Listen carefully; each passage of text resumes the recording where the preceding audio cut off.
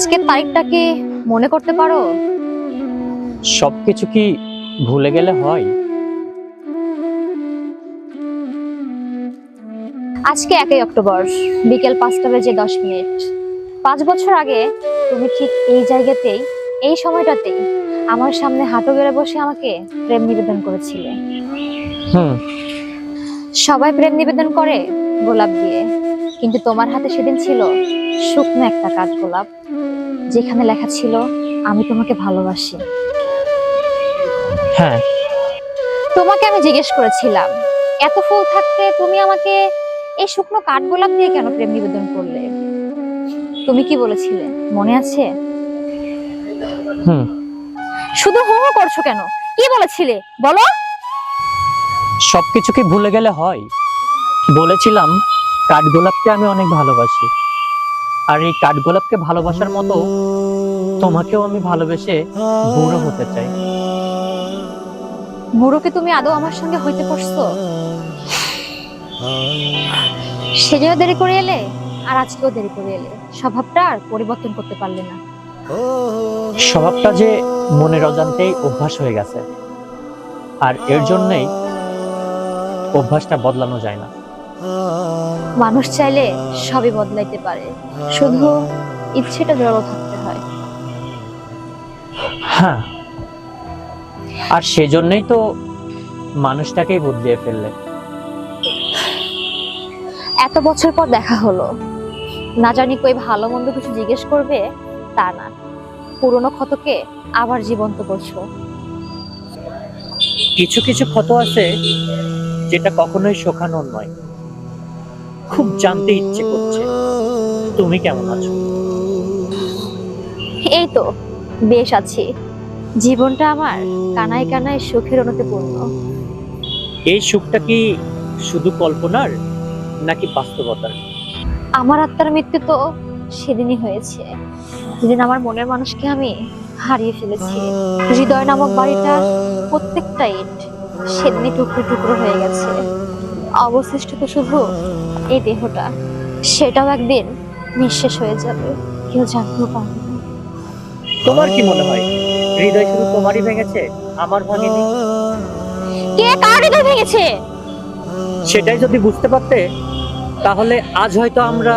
আজ হয়তো, আজ হয়তো কি? তুমি কি একটাবার আমাকে বলবে তুমি হুট করে কেন আমার সঙ্গে যোগাযোগ বন্ধ করে দিয়েছো? আমি তোমার সঙ্গে বারবার যোগাযোগ করার চেষ্টা করেছি, কিন্তু তুমি একটাবারও আমাকে শোনোনি। যার কাছে ভালোবাসারই মর্যাদা নেই, তার কথা আমি কেন শুনবো? আমার জীবনে সবচেয়ে বড় কষ্টের বিষয়টা কি জানো? আমি আজ পর্যন্ত জানতেই পারলাম না যে আমার অপরাধটা কি। গত 5টা বছর আমি তোমাকে এতবার কল দিয়েছি, তুমি তো কলটা ধরার চেষ্টাই করোনি। তুমি একটা কল ব্যাক পর্যন্ত করো নাই আমাকে। আমি কতবার নির্লজ্জের মতো তোমার ঠিকানায় গিয়েছি, কিন্তু তুমি একটাবারের জন্য আমার সঙ্গে দেখা পর্যন্তও করোনি। আরে, মানুষ তো ভিক্ষুক আসলেও দরজাটা খুলে মাপ করতে বলে, আর তুমি মাপটা তো দূরের কথা, দরজাটাও খোলোনি। আমি দরজা কেন খুলিনি?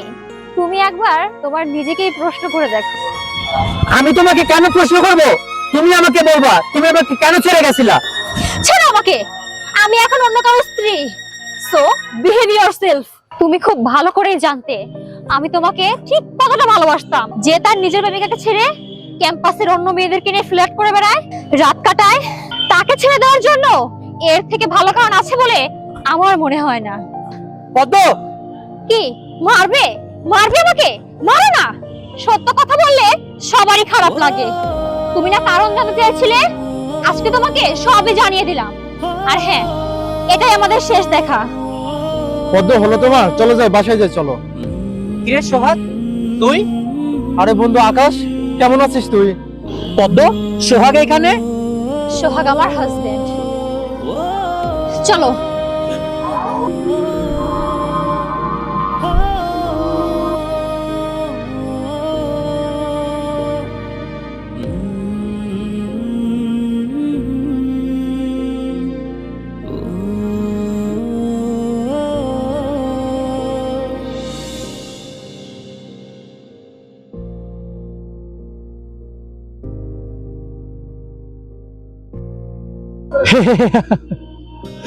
আমারই এক সময়ের বেস্ট ফ্রেন্ড এই সোহাগ আমার অজান্তেই পদ্মকে বুঝিয়েছে যে আমি ক্যাম্পাসের অসংখ্য মেয়ের সঙ্গে সম্পর্কে জড়িত। ব্যাস, আর এই একটি কথাই পদ্মকে আমার জীবন থেকে সরিয়ে দিল। আর এই একটি কথাতেই আমার পদ্মকে নিজের করে নিল। আসলেই everything is fair and love and war. আমি হেরেছি কোনো শত্রুর কাছে নয়, মিথ্যার কাছে। পদ্মকে কখনোই আমি এই সত্যটা জানাতে চাই না। পদ্ম ঠিকই আমাকে মাঝে মাঝে মিস করবে আর অযোধ্যারায় কান্না করবে।